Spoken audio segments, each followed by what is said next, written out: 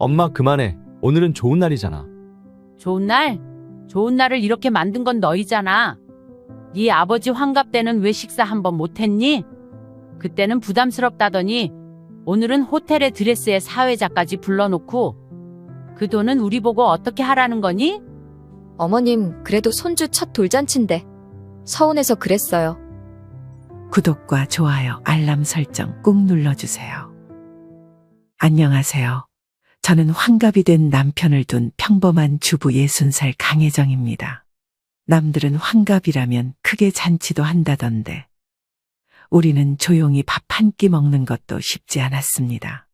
그날 주방에서 밥을 하다가 문득 달력을 봤습니다. 4월 15일 남편 생일. 남편이 어느덧 환갑이더라고요. 솔직히 환갑이라는 게 예전처럼 큰 의미는 없다는 거 잘 압니다. 그래도 고생만 하던 남편한테 자식들하고 오붓하게 외식이라도 하면 어떨까 싶었습니다.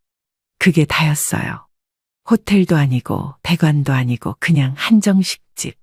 그마저도 내가 예약하고 내가 밥값 내면 된다고 생각했죠. 딸 수빈이한테 먼저 이야기를 했습니다. 수빈아, 다음 주에 아빠 생일인 거 알지? 올해 환갑인데 혹시 시간 되면 같이 밥이라도 먹자? 당연하지. 엄마, 나 그 주 주말 비워둘게. 어디로 정해놨어? 딸은 늘 이럴 때 빠지지 않아요. 근데 문제는 아들네였죠. 며느리 유림이한테는 조심스럽게 얘기를 꺼냈습니다. 저도 그 친구 성향을 아니까요. 유림아, 혹시 다음 주 토요일 시간 괜찮아? 시아버지 생신이라 간단히 점심 먹을까 해서. 그쪽에서 한참 말이 없다가 딱 잘라서 말하더군요. 어머님, 아버님 생신이 환갑이시긴 하지만 요즘 그런 거 다들 조용히 넘기세요. 저희 둘 다 요즘 너무 힘들기도 하고요. 그 말이 무슨 뜻인지 바로 알겠더라고요. 식사 자리도 어렵다는 거겠죠. 솔직히 밥 한 끼 먹는 게 뭐가 그렇게 부담스러운 일인지 모르겠습니다. 돈 달라고 한 것도 아니고 어디 특별한 곳 데려가자는 것도 아니었어요. 그냥 다 같이 모여서 밥 먹자는 건데. 근데도 그 말투엔 그건 시대착오적인 요구라는 뉘앙스가 담겨 있었어요. 그리고 결정적으로 그날 밤 아들 진우한테 전화가 왔습니다. 딱 봐도 며느리가 시킨 전화 같았죠. 엄마, 그 생신 때 말인데. 그래, 유림이 말 들었어. 요즘은 환갑도 잘 안 챙기고 그러잖아. 회사 사람들도 다 그냥 조용히 지나가고 괜히 어색해질까 봐. 그래, 알겠다 싶었어요. 아들이라고 다 내 마음을 알아주는 건 아니구나 싶었습니다. 제가 무슨 큰 잔치를 바란 것도 아니고 손님 초대할 것도 없었는데 왜 그렇게까지 거절을 하는지. 그래도 저도 자존심이 있으니까요. 알겠다며 전화를 끊었습니다. 그러고는 조용히 예약했던 식당도 취소했습니다. 남편한테는 아무 말 안 했습니다. 혹시나 서운해할까 봐요. 딸 수빈이한테도 괜찮다고 말했죠. 그냥 우리끼리 조용히 하자. 아빠한테도 말 안 했어. 엄마, 나 지금 열받았어. 오빠한테 한마디 할까? 괜찮아, 그냥 넘기자. 내가 기대한 게 잘못이지. 근데 그날 밤 남편이 내 눈치를 보며 물어봤습니다. 혜정아, 혹시 올해 생일 뭐 하자고 했었나? 아니야, 그냥 그날은 집에서 미역국 끓여줄게. 그래도 올해는 환갑인데. 남편이 웃으며 말했지만 표정은 그렇게 밝지 않았습니다. 저도 그냥 따라 웃어줬습니다. 그렇게 남편의 환갑은 조촐하게 미역국 한 그릇으로 지나갔습니다. 그냥 그런 해도 있는 거지 하면서도 마음 한켠이 묵직했습니다. 하지만 저는 그때까지만 해도 이게 그렇게 큰 문제는 아닐 거라고 생각했습니다. 문제는 2달 뒤 며느리가 돌잔치 얘기를 꺼내면서 시작됐습니다. 며느리가 전화로 돌잔치 얘기를 꺼낸 건 손주가 생후 6개월이 막 지난 무렵이었습니다. 딱히 이상할 것 없는 대화였어요. 그날도 평소처럼 아기 이유식 만들어주러 갔다가 오는 길에 아들 진우에게서 전화가 왔습니다. 엄마, 유림이가 돌잔치 준비 얘기할 거예요. 괜찮죠? 순간 조금 당황했습니다. 이유는 하나였어요. 불과 2달 전 남편 환갑에는 요즘은 그런 거 부담스러워요 라며 단호하게 반대했던 며느리였으니까요. 그런 며느리가 먼저 잔치 얘기를 한다는 게 낯설고 이상했어요. 그리고 그날 저녁 며느리에게서 직접 전화가 왔습니다. 어머님, 저 혹시 이번 주말 시간 괜찮으세요? 호텔 돌잔치 견적 상담 예약했거든요. 호텔? 네, 돌잔치는 아이 인생 첫 행사니까요. 요즘 안 하는 집도 많지만 저희는 의미 있게 해주고 싶어서요. 그 말을 듣는데 뭐라 대답을 해야 할지 모르겠더라고요. 환갑은 시대착오라더니 돌잔치는 인생의 첫 행사라나요. 대체 그 기준은 누가 정하는 건지 헷갈릴 지경이었습니다. 어디 호텔인데? 워크힐 호텔이에요.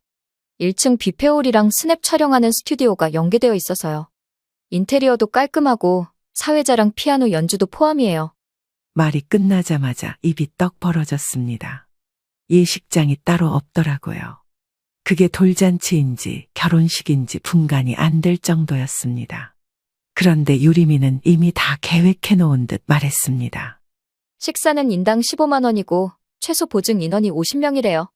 예정보다 많을 수도 있긴 한데 초대할 사람들은 이미 리스트업 해놨어요. 저는 말을 잇지 못했습니다. 50명, 1인당 15만 원, 단순 계산만 해도 750만 원입니다. 거기에 사회자, 스냅, 돌상, 의상 비용까지 따지면 최소 1,000만 원은 될 것 같았어요. 딸 수빈에게 조심스럽게 그 얘기를 꺼냈습니다. 수빈아, 너 올케가 돌잔치를 호텔에서 한다고 하더라. 인원도 10명 이상 잡았다는데? 헐, 엄마, 뭐라고? 환갑된 조용히 넘어가자며? 이건 아니지 않나? 수빈이 말이 끝나기도 전에 소리가 커졌습니다. 이해가 됐어요.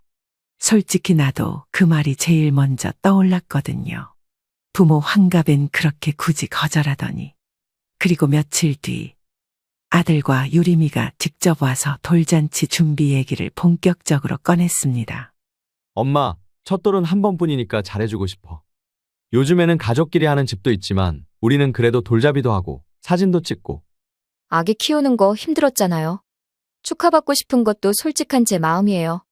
그렇게 말하니까 또 틀린 말은 아니었습니다.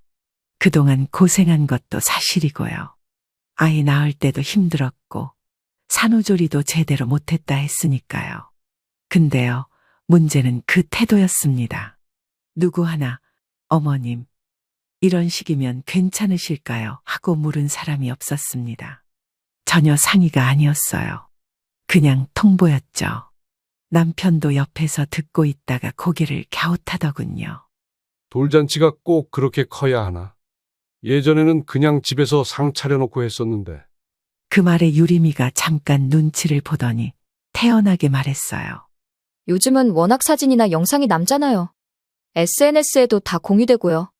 저희 회사 사람들도 올 거라 너무 소홀하게 하면 좀 그래서요. 회사 사람들. 그 순간 저는 귀를 의심했습니다. 가족끼리도 아닌 회사 사람까지 초대하는 돌잔치.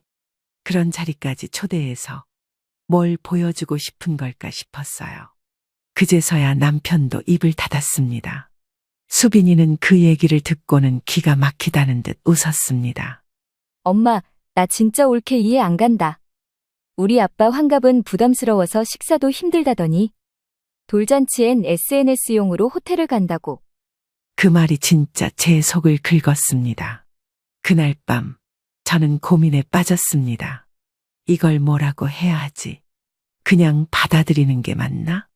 그렇게 생각을 정리하지도 못했는데 다음날 유리미가 메시지를 보냈습니다. 어머님, 혹시 돌반지랑 팔찌는 어디서 맞추세요? 예전에 수빈이 언니 때는 어디서 하셨다 하셨죠? 아, 그때 알았어요. 이건 준비가 아니라 요구구나. 그때부터 저는 한 걸음 물러서기 시작했습니다.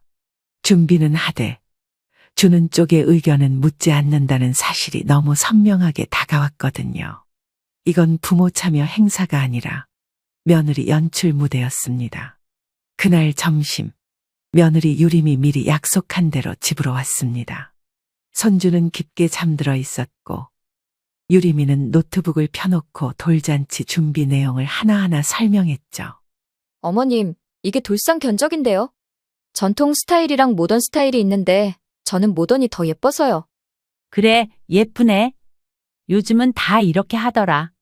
표정은 웃고 있었지만 속은 좀 복잡했습니다. 아무래도 금액이 문제였죠. 그 돌상 하나가 기본 130만 원이 넘었고 피아노 연주 포함 사회자까지 포함하면 부르는 게 값이었습니다. 그리고 대화 도중 유리미는 아주 자연스럽게 말을 흘렸습니다. 근데 어머님, 저번에 아가씨네 돌 때 반지 해주셨다 했죠? 저희도 순금 반지랑 팔찌는 기본으로 하려는데. 그 말투가 참 이상했습니다. 해달라는 말은 안 하면서도 안 해주면 이상한 사람이 되는 느낌이랄까요. 저는 가만히 웃기만 했습니다. 그리고 며느리가 돌아간 뒤 남편에게 그 얘기를 꺼냈습니다. 당신, 유리미가 오늘 은근슬쩍 반지 해달라는 얘기하더라. 그래? 뭐, 어차피 해줘야 하지 않겠어? 그치, 우리 수빈이 때도 했으니까. 근데 말하는 게 너무 당연한 듯이 그러니까 좀 그렇더라. 남편도 제 말에 딱히 반박은 안 했습니다. 며칠 뒤 아들 진우한테서 전화가 왔습니다. 이런 일은 늘 그렇습니다.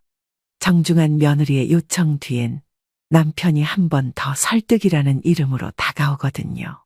엄마, 혹시 이번에 돌잔치 준비하는 거 말인데. 응, 얘기 들었어. 유리미도 이제 전업이라 수입이 없고 나도 한 달 벌어 한 달 쓰는 수준이라 부담이 되긴 해. 혹시 엄마가 좀 도와줄 수 있을까 해서.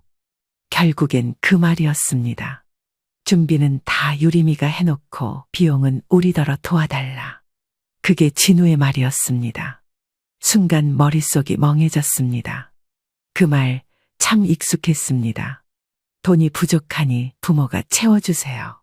어릴 땐 학원비였고 청년 땐 결혼자금이었고 이젠 손주 잔치 비용이더군요. 참 웃겼습니다. 그러니까 남편 환갑은 요즘 그런 거 안 해요 라더니 돌잔치는 첫 돌은 평생 한 번이니까 라며 호텔 잔치에 명품 드레스까지. 그리고 거기 들어가는 비용은 슬쩍 시부모에게 기대려는 겁니다. 딸 수빈이한테 또 얘기했습니다. 수빈아, 엄마 그냥 순금 반지랑 팔찌 하나씩 해주려고. 그 정도는 뭐. 엄마, 그게 아니라니까. 왜 그런 걸 또 당연하게 해줘? 그래도 손주니까. 손주고 뭐고 옳게 말하는 거 보면 무슨 후원 받으러 온 사람 같아. 진짜 어이없다. 수빈이는 단호했습니다. 그리고 그날 유리미에게서 문자 한 통이 도착했습니다. 어머님, 돌반지랑 팔찌는 뱅틀리 귀금 속에서 해주시면 어떨까 해서요. 예전에 회사 동료가 거기서 했는데 반응 좋았거든요. 참고용으로 링크 드릴게요. 그 링크를 눌러봤는데요. 순금 돌반지 5돈, 돌팔찌 석돈 세트 450만 원. 저는 핸드폰을 내려놨습니다. 진심으로 미역국이 아깝다는 생각이 들었습니다. 다음 날 남편이 마루에 앉아 TV를 보다가 툭 말을 꺼냈습니다. 혜정아, 우리 그때 수빈이 때 얼마 해줬더라? 반지랑 팔찌해서 90 정도? 그럼 이번에도 그만큼 해주지 뭐. 근데 유리미는 거의 5배를 바라보는 눈치야. 5배? 남편 얼굴이 굳어졌습니다. 조용하던 그 사람이 이렇게 얼굴을 찡그린 건 정말 오랜만이었습니다. 그날 밤 잠이 오질 않았습니다. 남편 환갑엔 아무것도 안 하고 아예 피하듯 지나가 놓고 지금은 손주 돌잔치를 핑계 삼아 온갖 과시를 해대는 며느리. 저도 사람이니까요. 비교가 안 될 수가 없었습니다. 자식이라 믿었던 아들도 요즘은 그렇다며 그 말이 전부고요. 다음 주면 금방 잔치날이 다가올 겁니다. 그날까지 저는 뭘 해줘야 하나, 아니면 뭘 안 해줘야 하나 고민이 많아졌습니다. 돌잔치가 행사가 아니라 쇼라는 걸 느낀 건 당일날이었습니다. 며느리가 따로 초대장을 보내서 호텔에 미리 와달라고 했고, 저와 남편은 큰맘 먹고 시간을 비워 참석했습니다. 호텔 연회장 1층이었고, 입구에는 포토존이 설치돼 있었어요. 아기 이름이 꽃 장식 사이에 레터링으로 박혀 있었고 그 앞엔 첫 번째 생일을 축하해 주세요라는 문구도 있었습니다. 연회장 안에는 카메라만 해도 2대가 동시에 돌아가고 있었습니다. 처음엔 그냥 그런가 보다 했습니다. 요즘 시대가 그렇다고 하니까요. 그런데 점점 이상한 것들이 눈에 띄기 시작했습니다. 어머님, 아버님, 이쪽으로 오세요. 옷 갈아입으셔야 하니까요. 뭔 말인가 했더니 유림이가 준비해둔 돌잔치 전용 의상을 저랑 남편한테 입혀주겠다는 거였습니다. 한복 느낌의 옷이었는데 솔직히 말해 옷감도 그다지 고급스럽진 않았습니다. 그런데 문제는 그걸 꼭 입어야 한다는 분위기였습니다. 사진을 찍기 위해선 드레스는 기본 옵션이라나요. 혜정아, 나 이거 꼭 입어야 하나? 몰라, 그냥 하라니까 하자. 속으로는 우라가 치밀었습니다. 우린 주인공이 아니었거든요. 그런데도 마치 행사의 소품처럼 느껴졌습니다. 뒤이어 성장 영상이라는 걸 테스트로 틀었는데요. 배경음악에 맞춰 아기의 사진이 슬라이드로 지나가고 중간중간 며느리 유림이와 아들 진우의 감사 인사 영상도 들어있었습니다. 저희가 이렇게 키우고 있어요. 처음엔 너무 힘들었지만 그래도 잘 이겨냈어요. 축하해주세요.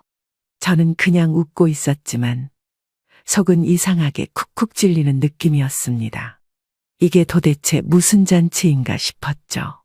왜 저 영상에는 한 번도 우리 이름이 안 나올까? 남편도 한마디 했습니다. 여보, 영상 만들었으면 우리 얘기도 한 줄 넣을 수 있지 않았을까? 그러게 우리가 뭘 바라겠어. 그냥 서운할 뿐이지. 그 장면에서 딸 수빈이 옆으로 와서 조용히 말했습니다. 엄마, 이건 돌잔치가 아니라 쇼야. 내가 이런데 안 오는 이유가 있어. 엄마, 올케는 엄마 아빠를 장식으로만 보는 것 같아. 옷 입히고 사진 찍고 거기까지야. 진짜 감정은 없는 것 같아. 그 말이 참 뼈에 박히게 들렸습니다. 사실 딱 그 느낌이었거든요. 잔치라면 가족이 중심이 되는 자리여야 하지 않나요? 그런데 이건 가족을 무대 장식으로 쓰고 돌잔치라는 이름으로 본인을 중심으로 연출한 퍼포먼스 같았습니다. 게다가 진행 도중 유림이가 슬쩍 제게 한마디 더 했습니다. 어머님, 이따가 사회자가 축의금 모금 박스 돌릴 건데요. 어머님은 맨 처음에 넣어주셔야 해요. 그래야 분위기가 살아요. 그 순간 제가 뭘 하고 있는 건지 혼란스러웠습니다. 이건 잔치가 아니라 기획된 쇼였습니다. 손주를 위한 게 아니라 며느리의 성과였던 거죠. 남편과 조용히 앉아 얘기했습니다. 혜정아, 나 솔직히 말해도 돼? 왜? 이러려고 돌잔치 하는 거면 나 진짜 안 하고 싶어. 그 말에 저는 아무 대답도 하지 못했습니다. 나 역시 같은 마음이었으니까요. 수빈이가 사진을 몇 장 보여줬습니다. 며느리 유림이가 SNS에 올린 돌잔치 사진이었죠. 우리 왕자님 첫 생일 중 세상에서 제일 귀한 시간으로 만들어줄게. 그리고 해시태그 호텔 돌잔치 럭셔리 육아 돌상그램 첫 생일은 이렇게. 제가 다 민망했습니다. 그 글을 보는 순간 우리가 정말 돌잔치에 초대된 건지 전시회에 끌려온 건지 모르겠더라고요. 호텔 연회장 입구에서부터 이미 정신이 없었습니다. 사회자가 문 앞에서 대기하고 있었고 입장하는 손님들 하나하나에게 밝은 목소리로 인사하더라고요. 오늘 주인공이 첫 통장을 만드는 날이에요. 마음을 담아주시면 감사하겠습니다. 그 말과 함께 각 테이블엔 축의금 봉투와 투명한 아크릴 상자가 하나씩 놓여 있었습니다. 전 처음 봤어요. 돌잔치에 이런 상자가 돌아다니는 건. 순간 내가 어디 온 건지 혼란스러웠습니다. 친척 몇 명과 가까운 지인만 모인 잔치라더니 손님은 60명을 훌쩍 넘겼습니다. 명단엔 며느리의 전 직장 동료, 대학 친구, 심지어 아이 이름 지어준 산부인과 간호사 이름까지 적혀 있었습니다. 제가 아는 사람은 손에 꼽았습니다. 그게 다였어요. 이 잔치에 우리가 주최자라는 생각은 조금도 들지 않았습니다. 정신없이 자리를 찾아 앉았는데 사회자가 마이크를 들고 무대에 올라섰습니다. 자자, 오늘은 이 아기에게 여러분의 사랑을 담은 첫 통장을 만들어주는 날입니다. 그러면서 아크릴 상자를 들고 객석 사이를 돌아다니기 시작했습니다. 먼저 가리킨 곳은 우리 테이블이었습니다. 그리고 예상대로였습니다. 자, 여기 주인공의 친할머니 강혜정 어머님. 첫 테이프 끊어주세요. 순간 주변 시선이 한꺼번에 쏠렸습니다. 뒤를 돌아보니 사람들 몇은 벌써 핸드폰을 꺼내들고 있었고요. 내가 뭘 해야 할지 몰라 당황하고 있는데 사회자가 옆에서 말을 붙였습니다. 에이, 5만 원은 좀 그렇고요. 우리 첫 통장은 기분 좋게 시작해 볼게요. 순간 머리가 띵했습니다. 대놓고 5만 원은 안 된다는 얘기를 공개적으로 하는 사람이 있다니. 내 손이 주머니 속에서 잠시 멈췄습니다. 그래도 체면상 그냥 넘어갈 순 없었어요. 지갑에서 5만 원짜리 2장을 꺼내 조심스레 상자에 넣었습니다. 그랬더니 사회자가 다시 말을 붙였습니다. 오, 역시 친할머니는 통 크시네요. 근데 저쪽 테이블에 모르는 아저씨도 10만 원 넣으셨어요. 그 말의 순간 주변이 웅성거리기 시작했습니다. 딸 수빈이도 어이없다는 표정으로 절 쳐다보더군요. 그때는 그냥 이런 자리구나 하고 넘기려 했어요. 하지만 제 속은 이미 들끓고 있었습니다. 아들 진우는 옆에서 멋쩍은 웃음만 지었습니다. 도움은커녕 상황을 방관하는 그 모습이 더 원망스러웠어요. 엄마, 형식적인 거야. 그냥 이벤트 같은 거니까 너무 신경 쓰지 마. 그 형식적인 거에 내가 돈 내는 거잖아. 제 말에 진우는 아무 대답도 못했습니다. 딸 수빈은 결국 못 참고 한마디를 뱉더군요. 이런 자리에 엄마 데려온 게 자랑이야? 그 뒤로는 제가 아무 말도 하지 않았습니다. 그리고 연회장 한쪽 구석에서 사회자의 퍼포먼스를 보고만 있는 사람들의 표정을 보며 깨달았습니다. 아무도 즐겁지 않았어요. 다들 얼른 끝났으면 하는 눈빛이었습니다. 식사가 나오기 전까지 그 분위기는 그대로 흘렀습니다. 그런데도 며느리는 밝은 얼굴로 돌아다녔습니다. 사진 찍고 아이 안고 친구들과 웃고 그 안에서 저희 부부는 철저히 조연이었습니다. 아니, 그냥 객석이었어요. 그걸 느끼는 순간 속에서 무언가 끓어오르기 시작했습니다. 잔치를 열어준 것도 아니고 그저 초대받은 사람일 뿐인데 왜 이리 수치스럽고 민망해야 하는지. 그날 저녁 집에 돌아오면서 남편이 조용히 말했습니다. 혜정아, 당신도 느꼈지? 응, 내가 무슨 잘못을 했다고 이런 대접을 받아야 하나 싶더라. 그 한마디에 저는 입술을 깨물었습니다. 참았던 감정이 눈앞에 차올랐습니다. 그날 처음으로 생각했어요. 아, 이제는 정말 선을 그어야겠구나. 우리가 돈만 내주는 ATM처럼 여겨질 정도로 서러운 날이었어요. 밥이 입으로 들어가질 않았습니다. 식사는 한정식이었고 코스 요리로 천천히 나오는 방식이었지만 무슨 맛인지도 몰랐습니다. 자리에 앉은 사람들도 어색하게 수저만 만지작거렸습니다. 딱 봐도 분위기가 무거웠습니다.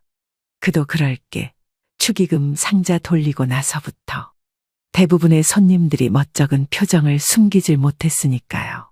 그런데 그 와중에 유리미가 제 옆으로 와서 앉았습니다. 그리고 아무렇지 않게 말을 꺼냈습니다. 어머님, 오늘 정말 감사했어요. 근데 반지는 그거 하나만 하신 거죠? 그 말이 시작이었습니다. 응, 순금 돌반지 하나랑 팔찌도 했어. 지난번 수빈이 때랑 똑같이. 그렇게 답했더니 유리미가 살짝 웃더군요. 근데 그 웃음이 이상했어요. 비웃음과 당황함이 섞인 그런 묘한 표정이었습니다. 요즘은 다들 5돈 이상은 하던데. 저희 친구 엄마는 통으로 반지랑 목걸이 세트 해주셨대요. 그 말을 듣는 순간 제 손이 식탁 위에서 굳었습니다. 옆 테이블에 앉은 사람들도 대화 소리에 시선이 쏠렸고 딸 수빈이도 고개를 돌려 우리를 봤습니다. 엄마, 저 올케 지금 뭐라는 거야? 그 순간 유리미는 더 나아갔습니다. 표정은 여전히 태연했어요.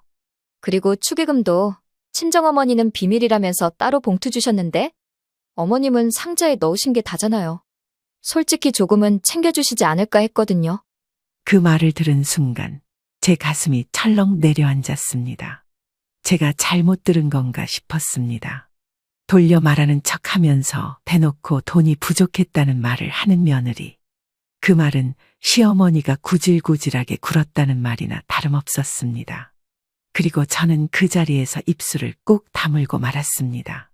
하지만 수빈이는 참지 않았습니다. 올케, 지금 그 얘기를 왜 엄마한테 해? 아니, 그런 뜻은 아닌데요. 그럼 무슨 뜻인데? 돌잔치 잘해줬으면 고맙다고 할 일이지. 축의금이 작네, 반지가 가볍네, 그걸 어떻게 엄마 앞에서 입에 올려? 순간 주변이 조용해졌습니다. 사람들의 젓가락 소리도 멈췄고 시선이 모두 우리 테이블로 쏠렸습니다. 유리미는 당황했는지 변명처럼 손사래를 쳤습니다. 그게 아니고 그냥 아기한테 해주시는 거니까 기대를 했던 거죠. 그때였어요. 제 안에 무언가가 툭 하고 부러지는 소리가 들리는 듯 했습니다. 그럼 네 말대로 해보자. 뭘 기대했니? 200, 300, 돌반지 2쌍에 현금 400? 그게 적어서 네가 지금 이 자리에서 이 말을 해야겠니? 유리미는 놀란 표정으로 절 쳐다봤습니다. 진우는 물이라도 마시던 컵을 급하게 내려놓더군요. 엄마 그만해. 오늘은 좋은 날이잖아. 그 말에 저는 고개를 돌렸습니다. 좋은 날? 좋은 날을 이렇게 만든 건 너희잖아. 네 아버지 환갑 때는 왜 식사 한번 못했니? 그때는 부담스럽다더니 오늘은 호텔의 드레스에 사회자까지 불러놓고 그 돈은 우리 보고 어떻게 하라는 거니? 진우는 아무 말도 못하고 고개를 숙였습니다. 유리미만 애써 웃으며 말했습니다. 어머님, 그래도 손주 첫 돌잔치인데 서운해서 그랬어요. 그 말이 결정적이었습니다. 서운? 너는 네 마음 서운한 건 말로 다 푸는데 나는 내 속이 까맣게 타들어가도 가만히 있어야 하니? 네 시아버지 환갑도 그냥 넘어갔고 가족끼리 모여서 식사도 못했어. 너 힘들다니까 다 물렸지? 근데 네가 그렇게 원하던 잔치날 내가 뭐가 부족해서 이 자리에 앉아야 하니? 딸 수비는 제 어깨를 감싸며 말했습니다. 엄마, 그냥 가자. 더 앉아있어봤자 말만 상처될 뿐이야. 그 순간 저도 알았습니다. 이제 더 이상은 물러서면 안 된다는 걸요. 그 한자리에 앉아 있었던 사람들 모두가 조용히 저희를 지켜봤고 그 안에서 저는 처음으로 큰 결심을 했습니다. 그날에 내가 무슨 말을 했는지 사실 지금도 정확히 기억은 안 납니다. 한마디 한마디가 가슴 밑바닥에서 올라왔고 누군가 말리는 것도 들리지 않을 정도로 모든 게 차가워졌습니다. 유리미는 의외로 놀란 기색이 역력했습니다. 그러면서도 끝까지 태도를 고치진 않더군요. 어머님, 저는 그냥 손주 첫 돌잔치니까 기대했던 거고요. 다른 집들은 다 그렇게 한다잖아요. 어머니 왜 그러시는 거예요? 그 말에 저는 정말 웃음이 나왔습니다. 서글퍼서요. 이 사람은 끝까지 본심을 몰라주는구나 싶었습니다. 기대? 어느 정도껏 해야지? 마음에 안 들면 도로 가져가마. 저는 자리에서 벌떡 일어나 돌잔치 선물 진열대 쪽으로 갔습니다. 거기에 놓여있던 금반지 상자 2개, 팔찌 상자 하나. 전부 제 손으로 다시 들었습니다. 엄마, 가만히 있어, 수빈아. 유리미의 얼굴이 점점 하얘졌습니다. 그리고 그 옆에 놓인 하얀 가방을 집어들었습니다. 아마 봉투 모아놓은 가방이었을 겁니다.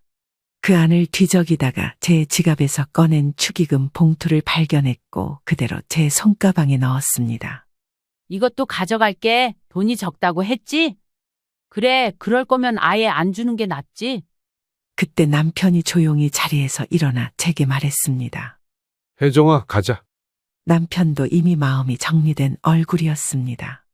가방을 다시 어깨에 걸고 돌아서려는 찰나 유리미가 저를 붙들며 말했습니다. 어머님, 이러고 가시면 어떡해요? 사람들도 다 보고 있는데요? 그러니까 왜 여기서 그 말을 했니? 네가 시작했잖아. 그 순간 연 회장 안은 기묘할 정도로 조용해졌습니다. 진우는 중간에서 당황한 얼굴로 머뭇거렸습니다. 엄마, 제발 진정 좀 해. 오늘은 진원이 돌이야. 그래, 걔 돌잔치니까 끝까지 너희가 책임져. 우린 이제 안 끼기로 했으니까. 그 말과 함께 발걸음을 옮겼습니다. 정확히 말하자면 도망치듯이 나왔습니다. 사람들의 시선이 어깨 위에서 느껴졌습니다. 하지만 아무 말도 들리지 않았습니다. 호텔 복도를 지나 엘리베이터를 탔습니다. 닫히는 문 사이로 유림이와 진우가 서 있는 모습이 보였고 마지막으로 유림의 말이 들려왔습니다. 어머님, 정말 너무하세요. 저는 대답하지 않았습니다. 남편도 말이 없었습니다. 하지만 서로의 눈을 보고 알 수 있었어요. 이제 끝이구나. 호텔 정문 밖으로 나와 찬 공기를 마셨습니다. 한숨을 내쉬는데 그게 한 맺힌 울음처럼 들렸습니다. 남편이 제 어깨에 살짝 손을 얹었습니다. 열받지 마. 당신 말이 다 맞았어. 이거 팔면 우리 둘이 한 10번은 맛있는 거 먹겠다. 아니, 20번도 먹지. 우린 그렇게 웃었습니다. 오랜만에 마음이 후련했습니다. 그날 밤 집에 돌아오자마자 진우에게서 전화가 왔습니다. 받지 않았습니다. 수십 통의 부재 중 통화와 문자. 그중 하나는 수빈이의 메시지였습니다. 엄마, 완전 통쾌했어. 잘했어. 진짜 잘했어. 그 한 줄에 가슴이 뻥 뚫리는 것 같았습니다. 내 편이 있다는 것, 그거 하나면 충분했습니다. 이제는 자식에게 바라는 게 없습니다. 정말 그만 내려놓고 살아야겠다는 생각이 들었습니다. 그날 이후 저는 며느리의 연락도 받지 않았고 아들 진우에게도 거리를 두기 시작했습니다. 그리고 무엇보다 저 자신에게 가장 중요한 약속을 했습니다. 다시는 내 마음을 함부로 쓰지 말자. 돌잔치 이후 진훈의 부부와는 완전히 연락을 끊고 지냈습니다. 문자도 전화도 톡도 일절 받지 않았습니다. 딱 하나 수빈이만 가끔 와서 묻더군요. 엄마, 진우한테 연락 진짜 하나도 안 왔어? 왔지? 안 받은 거지? 올케는? 걘 문자로 울고불고 다 했더라. 사람은 안 바뀐다는 걸 확실히 알았습니다. 그날 그 잔치에서 준 것도 부족하다며 말한 사람이 이제 와서 뭐가 섭섭하다고 운단 말입니까? 그렇게 조용히 2달쯤 지나갔습니다. 그 사이 남편과 동해안 쪽으로 짧게 여행도 다녀오고 생전 안 하던 꽃꽂이 수업도 등록했습니다. 마음의 여유가 생긴 건 오랜만이었습니다. 그런데 그 평화가 오래가진 않았습니다. 어느 날 낮 2시쯤이었나 인터폰이 울렸습니다.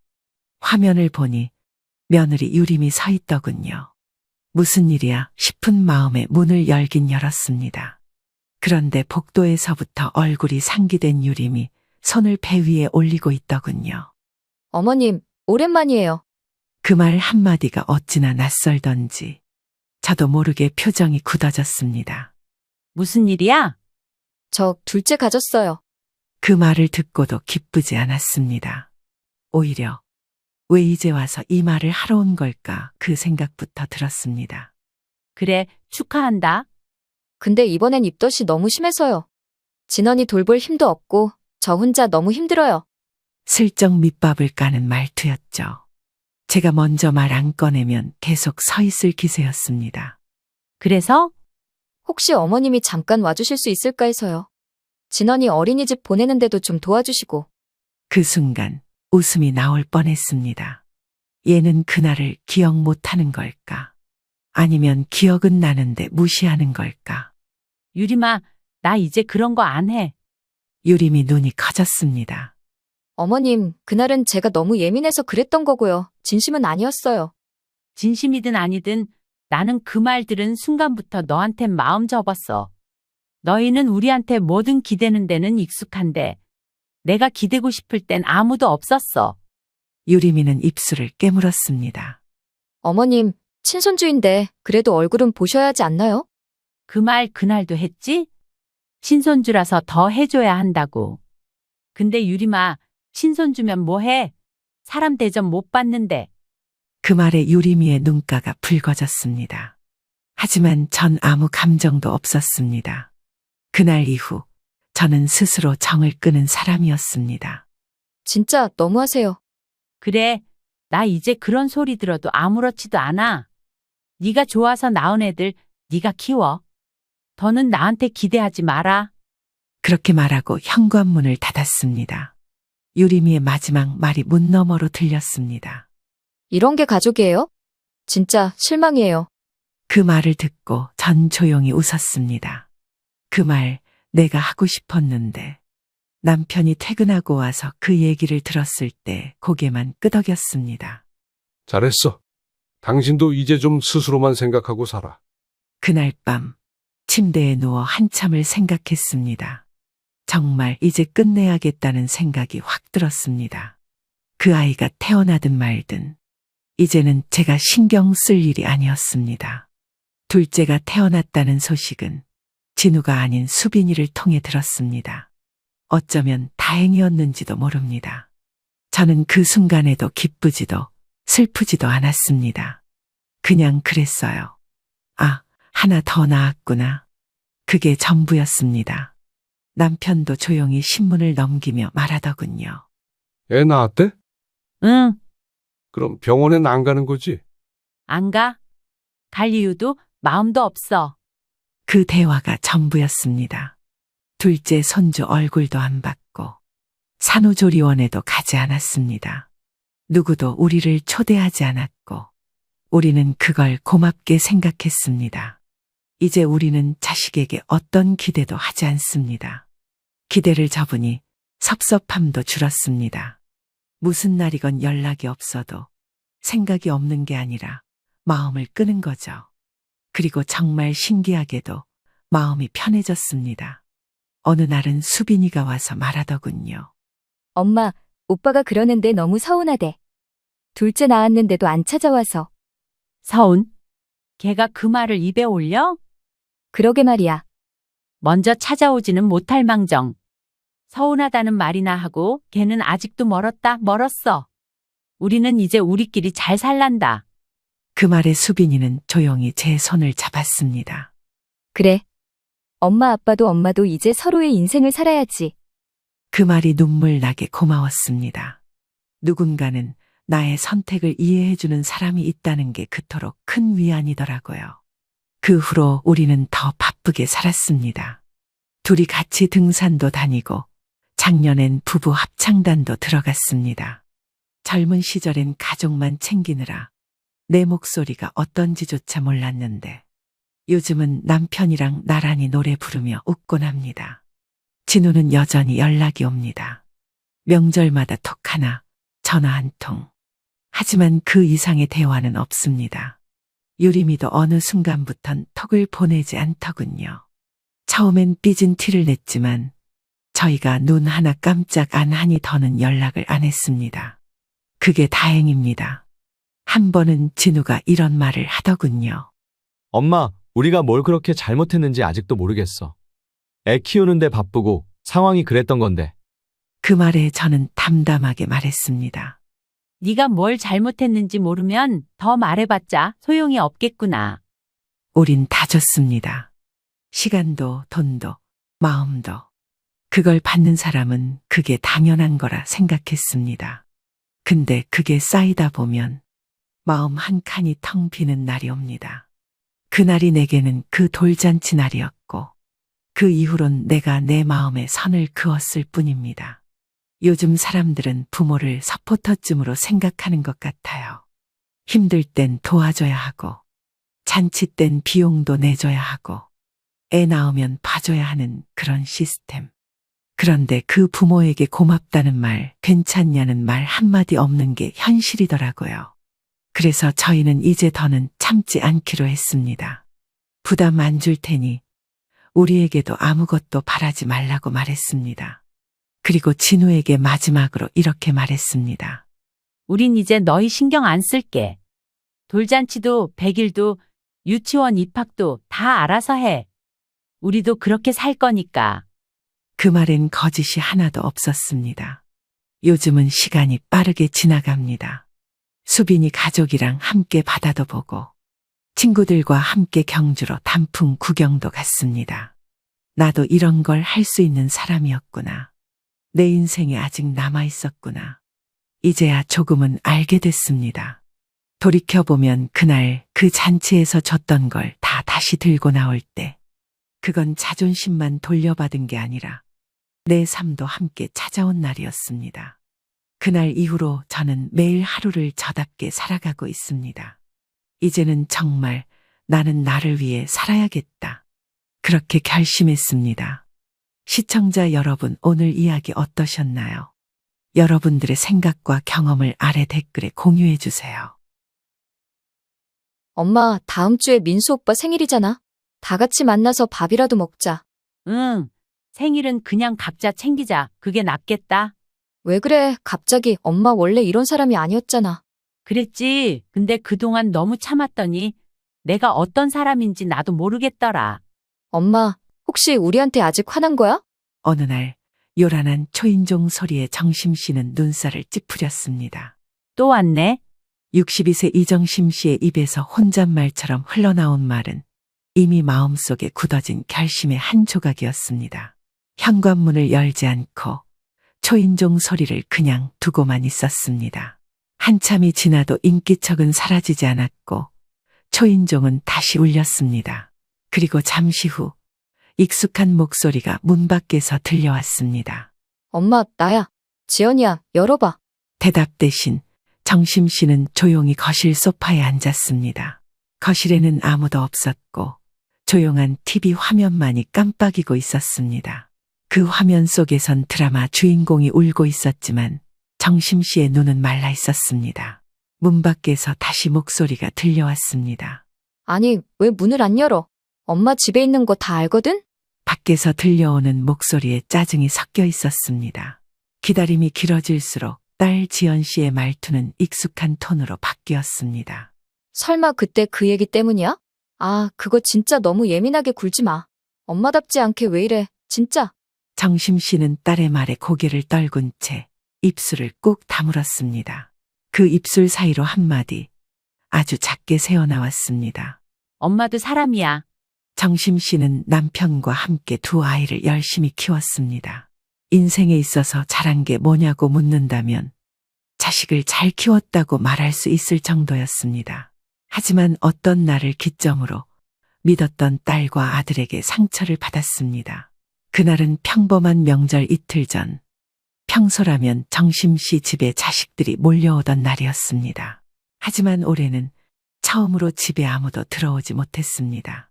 바로 며칠 전 정심 씨가 이런 결심을 하게 된 일이 발생했기 때문입니다.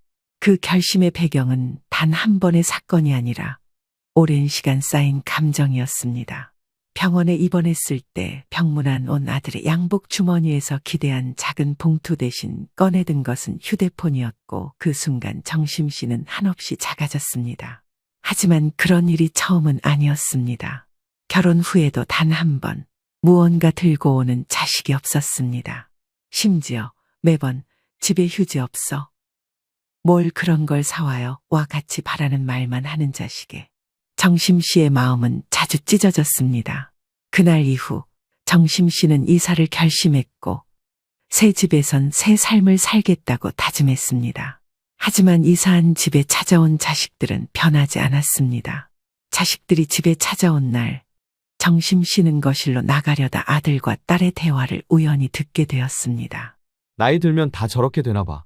엄마 요즘 왜 이렇게 예민해졌냐? 그니까 갱년기도 지나지 않았어? 선물 타령하는 거 완전 노망이야. 웃음소리까지 섞인 그 대화에 정심 씨는 그대로 뒷걸음질 쳤습니다. 눈물이 아니라 체념이 먼저 찾아온 순간이었습니다. 그래, 원하는 대로 해줄게. 가족끼리는 예의 없어도 된다고 했지. 그럼 나도 이제 그렇게 살 거야. 정심 씨는 자신을 함부로 대하는 아들과 딸의 모습에 실망했고 앞으로 원하는 대로 해주리라 마음을 먹었습니다. 그렇게 며칠 후 다시 명절이 다가왔습니다. 그리고 아무 준비도 없는 집안에서 정심 씨는 책을 펴고 앉아 있었습니다. 그때 초인종이 띵동하고 울렸고 밖에서는 아들 민수 씨의 목소리가 들렸습니다. 엄마, 우리 왔어. 저녁 뭐야? 민수 씨는 오자마자 밥부터 물어봤고 마치 식모 취급을 당하는 것처럼 느낀 정심 씨는 조용히 말했습니다. 없어. 준비 안 했어. 싸늘한 정심 씨의 말에 힘을 실어준 건 바로 남편 기철 씨였습니다. 기철 씨는 정심 씨의 말이 끝나자마자 대답했습니다. 그냥 라면이나 끓여 먹어. 집에 반찬 없어. 아니, 아무것도 안 했어요. 저희 왔는데요? 가족끼린 허례허식 없다며. 그게 우리 집 가풍이라며. 이게 그 방식이야. 정심 씨의 말에 아들 내외의 행동이 굳어버리더니 잠시 모두 조용해졌습니다. 그러거나 말거나 정심 씨는 태연하게 커피를 한 모금 마셨습니다. 배고프면 냉장고에 밥 있고 국도 어제 꺼남았어. 설거지는 알아서 해.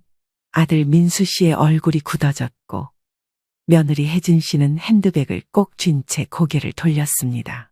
그날 밤 그 누구도 웃지 않았습니다. 하지만 정심 씨의 마음은 처음으로 후련했습니다. 명절이 지나갈 무렵 자식들은 갈 곳을 찾아 떠났습니다. 아들 내외는 물론 후에 찾아온 딸도 바람처럼 왔다 갔습니다. 그리고 정심 씨는 문 앞에 작은 종이를 붙였습니다. 검은 사인펜으로 써내려간 글씨였습니다. 명절에는 만남 없습니다. 필요할 땐 서로 알아서 연락합시다. 그래도 자식이니 집에는 들어오게 해주려고 했습니다. 하지만 마치 정심 씨가 식모라도 된 것처럼 행동하는 모습에 실망을 해버린 겁니다. 이제는 안 되겠다 생각한 정심 씨는 문을 걸어 잠갔습니다. 다음 명절이 오고 자식들이 찾아왔을 땐 검은 사인펜으로 적은 문구가 정심 씨 대신 자식들을 맞이하게 되었습니다. 자식들이 들어오지 못하게 닫힌 문은 단지 새로 만든 문이 아니라 수십 년간 억눌려왔던 정심 씨의 감정이 만들어낸 경계선이었습니다. 그리고 정심 씨는 그 경계 너머에서 처음으로 평온한 명절을 맞이했습니다. 명절이 지난 지 이틀째 되는 날, 정심 씨는 늘 하던 명절 뒤의 피로가 느껴지지 않아 낯설었습니다. 몸이 무겁지도 머리가 지끈거리지도 않았습니다. 뭔가 개운해 보이는 정심 씨의 모습에 남편 기철 씨가 조용히 묻듯 말했습니다. 괜찮아? 정심 씨는 고개를 끄덕이며 말했습니다. 응, 이번엔 진짜 마음이 좀 편했어. 기철 씨는 아내의 손등을 슬쩍 쓰다듬었습니다. 잘했어. 이번엔 정말 잘한 거야.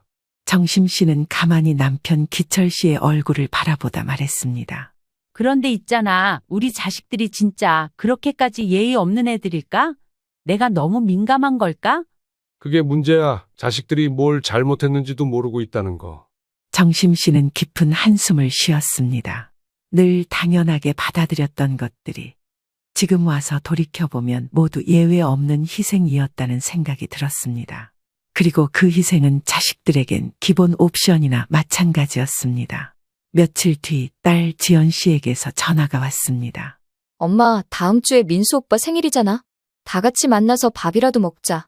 응. 생일은 그냥 각자 챙기자. 그게 낫겠다.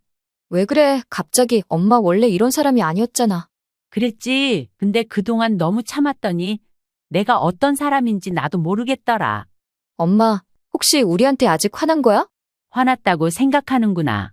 정심 씨는 잠시 말을 멈춘 후 숨을 고르고 다시 입을 열었습니다. 그냥 이젠 내가 너희 엄마이기 전에 한 사람이라는 거 좀 알아줬으면 좋겠어. 딸 지연 씨는 대답을 하지 못했습니다. 말문이 막힌 듯 수화기 너머에서 조용한 숨소리만 들렸습니다. 며칠 뒤 아들 민수 씨에게서 연락이 왔습니다. 엄마, 그날은 좀 놀랐어. 밥도 안 해놓고 그렇게 무심할 줄은 몰랐거든. 놀랐겠지. 네가 뭐라도 기대하고 왔다는 거잖아. 엄마, 난 그냥 가족이니까. 가족이면 다 괜찮아. 정심 씨는 말을 끊었습니다. 그게 너희가 자주 하는 말이야. 가족끼리 그 정도야 괜찮지 않아?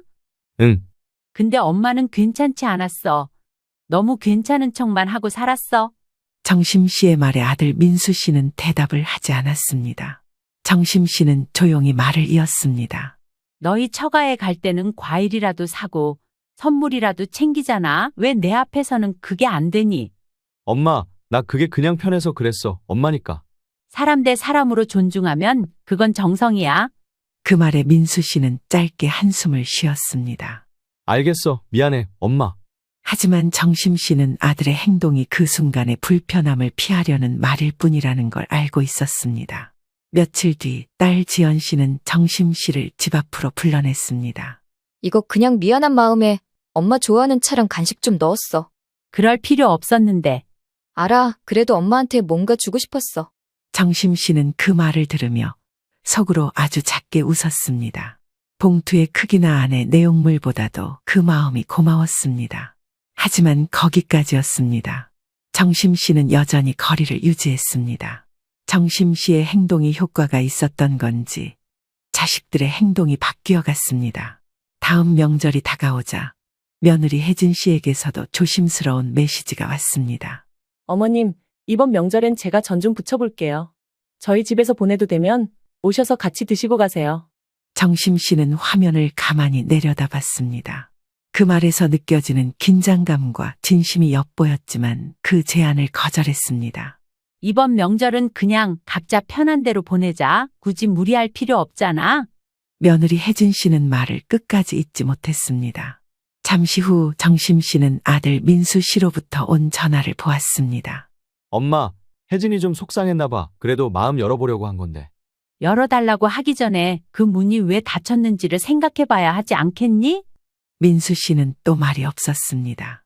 정심 씨는 그동안 자신이 자식들에게 가족이니까 괜찮다는 기준을 너무 쉽게 허락해 줬다는 걸 뼈저리게 느꼈습니다. 이제는 자식들에게 가족이라서 더 조심해야 한다는 것을 알려주고 싶었습니다. 사랑은 조건이 없지만 존중은 조건 없는 사랑 속에서도 반드시 필요하다는 것 말입니다. 그렇게 며칠이 지난 후 정심의 휴대폰 알림이 울렸습니다. 바로 딸 지연 씨가 보낸 문자였습니다. 그저 밥 한 끼 먹자는 지연 씨의 말에 정심 씨는 밥은 좋아. 근데 밥상은 서로 같이 차리는 걸로 하자. 하고 답장을 보냈습니다. 정심 씨는 손에 들린 반찬통을 물끄러미 바라봤습니다. 한 달 전 지연 씨가 가져다 준 반찬이었습니다. 이것조차 정심 씨가 먼저 밥 한 끼 같이 먹자고 한 뒤에야 건넨 것이었고 딸 지연 씨는 그 반찬을 내밀며 이렇게 말했었습니다. 엄마, 이런 거라도 좀 받아줘. 나도 뭐라도 하고 싶어.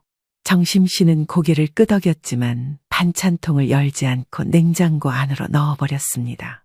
고마운 마음보다도 뒤늦은 움직임에 남겨진 감정의 무게가 너무 컸던 겁니다. 그날 이후 정심 씨 스스로에게 묻기 시작했습니다. 내가 너무 늦게 변한 걸까? 아니면 이 애들이 너무 오랫동안 변하지 않았던 걸까? 하루는 아들 민수 씨로부터 갑작스럽게 전화가 걸려왔습니다. 엄마, 이번 주 토요일에 시간 돼. 왜? 혜진이네 부모님 생신이라 혹시 애 좀 하루만 봐줄 수 있을까 해서. 정심 씨는 말없이 한참을 있다가 대답했습니다. 힘들어. 우리도 약속 있어. 그 말에 잠시 정적이 흘렀고 이내 민수 씨는 당황한 듯 말했습니다. 그래? 아니, 괜찮아. 무리하지 마. 전화를 끊고도 정심 씨의 가슴은 묘하게 불편했습니다. 죄책감 같은 감정이 목 끝까지 차올랐지만 그 감정을 곱씹으며 스스로 되뇌었습니다. 며칠 뒤 혜진 씨에게서 장문의 문자가 도착했습니다. 형식은 예의 있었지만 내용은 그리 다정하진 않았습니다. 어머님, 아이 맡기는 거 부담되셨던 것 같아요. 사실 저도 부탁드리면서 좀 조심스러웠어요. 가족끼리니까 이런 것도 쉽게 여길 수 있었던 것 같네요. 앞으론 이런 일 없도록 할게요. 정심 씨는 휴대폰을 내려놓고 깊은 숨을 쉬었습니다. 가족끼리니까 그 말이 또 가슴에 박혔습니다. 며칠 후 딸 지연 씨가 찾아왔습니다. 정심 씨는 일부러 밥상을 준비하지 않았습니다. 그 대신 식탁엔 물 2잔과 과일 몇 조각만이 놓여 있었습니다. 엄마, 배고파. 뭐 시켜 먹을까? 응, 너 먹고 싶은 거 골라. 지연 씨는 휴대폰을 들고 배달앱을 뒤적이다가 말했습니다. 엄마가 뭐 먹고 싶은지 먼저 말해봐. 엄마가 주인이니까. 정심 씨는 조용히 웃었습니다. 이 집은 이제 주인 따위 없어. 밥 차려주고 치우는 사람이 주인 노릇하던 시절은 끝났거든. 엄마, 왜 이렇게 서운하게 말해? 너희한테 서운한 말 들은 건 셀 수도 없어. 한 번쯤은 서운하게 들리는 쪽이 돼보는 것도 나쁘지 않지. 지연 씨는 말없이 고개를 숙였습니다. 정심 씨의 말은 무겁고 천천히 내려앉듯 가슴속을 파고들었습니다. 그날 밤 정심 씨는 남편 기철 씨와 이야기를 나누며 이런 말을 꺼냈습니다. 우리 자식들 부담이라는 말을 참 쉽게 해. 뭘 사오는 것도 부담, 밥상 차려주는 것도 부담, 심지어 전화하는 것도, 생일 챙기는 것도 부담. 우리가 그 부담을 다 떠안고 살아왔지. 근데 알지? 부담이라고 포장하면서 사실은 책임지기 싫은 거더라고. 정심 씨는 자신이 자식들의 편한 구석이었음을 이제야 뼈저리게 느꼈습니다. 늘 배려라 믿었던 그 행동들이 사실은 무책임을 가능하게 만든 원인이었다는 걸 말입니다. 그날 밤 문 앞에 두루마리 휴지 한 팩이 놓여 있었습니다. 휴지 위에는 메모 하나가 붙어 있었습니다. 엄마, 말대로 최소한 이 정도 예의는 지킬게요. 미안해요. 지연. 정심 씨는 그것을 보고 고개를 끄덕이며 웃었습니다. 작은 변화였지만 감정의 흐름이 바뀌고 있음을 느꼈습니다. 가족이란 이유로 부담을 피하려는 말. 그럴 줄 몰랐어요. 그럴 생각은 아니었어요. 이런 말들이 정심 씨에겐 책임을 회피하기 위한 말로 보였습니다. 그래서 이제는 정심 씨도 그렇게 살기로 했습니다. 그리고 그 원칙은 자식들과의 관계를 새롭게 세워가기 위한 첫걸음이었습니다. 거실 한쪽에 쌓여있던 두루마리 휴지 한 팩을 정심 씨는 조용히 베란다로 옮겼습니다. 지연 씨가 두고 간 그것은 단순한 생필품이 아니라 뒤늦은 사과의 상징이었습니다. 하지만 이상하게도 정심 씨의 마음 한구석이 더 허전했습니다. 어디 한구석 모자람 없는 자식들이었지만 그 모자람이 꼭 필요한 순간에만 드러나는 게 더 서러웠습니다. 며칠 뒤 남편 기철 씨의 생일을 맞아 딸 지연 씨가 다시 찾아왔습니다. 이번에는 사위까지 동행했습니다. 손에는 고급 과일 바구니가 들려 있었고 봉투도 하나 얹혀 있었습니다. 아빠, 생신 축하드려요. 이거 작은 선물이에요. 왔구나? 그래, 잘 왔다. 정심 씨는 과일 바구니를 받아 들고 웃으며 말했습니다. 다음엔 그냥 손 편하게 와도 돼. 부담스럽잖아? 정말 마음에서 우러난 말이 아니었습니다. 과거의 상처가 너무 선명했기에 역설처럼 들리기도 했습니다. 그러자 사위가 웃으며 아이고, 장모님도 예전엔 뭐 이런 거 바라지도 않으셨잖아요. 라고 말했습니다. 맞아, 엄마가 언제부터 이렇게 예민했는지 몰라. 그래, 안 바랐지. 근데 그걸 당연하게 여기는 태도가 더 서운한 거야. 지연 씨는 갑자기 목소리를 낮췄습니다. 요즘 같은 세상에 그런 거 다 허례허식이잖아. 선물에 진심이 담기기는커녕 그냥 습관처럼 챙기는 거잖아. 정심 씨는 딸을 똑바로 바라보았습니다. 그 습관이 예의야. 네가 말하는 허례는 보여주기 위한 형식이고 예의는 안 해도 되는 걸 굳이 해주는 성이야. 요즘은 그런 걸 강요하면 꼰대라고 해. 엄마가 변했어. 그럼 너는 안 변했니? 네 입에선 가족이라 편하다며? 가족이면 마음을 더 써야지. 그게 사람이야. 정심 씨의 말에 지연 씨는 입술을 꾹 다물었습니다. 사위는 머쓱한 웃음을 지으며 휴대폰을 만지작거렸고 기철 씨는 괜히 물잔을 들었다 내려놓았습니다. 며칠 후 아들 내외가 찾아왔습니다. 작은 손가방 안에서 며느리 혜진 씨는 비닐봉지 하나를 꺼냈습니다. 안엔 간단한 반찬 몇 가지가 담겨 있었고 혜진 씨가 어색하게 말했습니다. 어머님, 별건 아니고요. 이거 저희 집에서 한 거예요. 그냥 인사 겸 들렀어요. 정심 씨는 봉지 안을 살펴보다 고개를 끄덕였습니다. 그래, 이렇게 뭔가 하려는 마음? 그게 중요한 거지. 엄마, 근데 우리 얘기 좀 해. 정심 씨는 조용히 소파에 앉으며 말했습니다. 그래, 앉아봐. 민수 씨는 말문을 열기 전 숨을 길게 쉬었습니다. 엄마, 솔직히 나 요즘 엄마랑 대화가 힘들어. 예전에는 엄마가 다 맞춰줬는데 이제는 뭐 하나 얘기하기가 조심스러워. 그게 이상한 거야. 네가 너무 많은 걸 당연하게 받아들였다는 증거지. 아니, 나는 그냥 엄마가 그런 사람이라고 생각했어. 그래서 뭘 해도 편했고 그런 게 엄마가 원하는 모습인 줄 알았어. 정심 씨는 쓴웃음을 지었습니다. 그런 척한 거지. 내가 힘들어도 괜찮은 척, 지쳐도 괜찮은 척. 근데 이젠 못하겠어. 내 감정도 소중하단 생각 이제야 좀 하게 됐어. 어머님, 저희가 그걸 너무 늦게 알아버렸네요. 근데 예의란 게 그렇게까지 중요한 걸까? 우리 엄마니까 우리니까 더 자연스럽게 지내는 거라 생각했는데. 자연스러운 거랑 무례한 건 달라. 자연스럽게 지내는 건 서로를 편하게 해주는 거고, 무례한 건 일방적인 편함을 강요하는 거야. 민수 씨는 고개를 푹 숙였습니다. 그 얼굴엔 이제야 깨달은 듯한 미안함이 깃들어 있었고, 혜진 씨도 말없이 손을 모은 채 앉아 있었습니다. 그날 밤, 정심 씨는 기철 씨와 함께 식탁에 앉아 찌개를 끓였습니다. 그 작은 냄비 안에는 며느리가 주고 간 장조림이 곁들여졌습니다. 이번엔 좀 달랐네. 응, 조금은. 서운함이 다 풀렸어? 아니, 풀린 건 아닌데, 이제 말할 수는 있을 것 같아? 기철 씨는 고개를 끄덕였습니다. 그리고 한참 후 정심 씨가 말했습니다. 허례허식이라 말하면서 예의까지 버리면 결국 남는 건 편함이라는 이름의 자기중심적인 태도뿐이야. 이젠 우리도 우리 마음 지키면서 살자. 시간이 흘러 정심 쉬는 것일 창가에 작은 탁자를 하나 놓았습니다. 며칠 전 혼자 커피를 마시며 바람을 느끼고 싶다고 생각했기 때문입니다. 탁자 위엔 조그마한 화분과 읽담한 책 그리고 따뜻한 보리차 한 잔이 올려져 있었습니다. 그 순간 정심 씨는 깨달았습니다.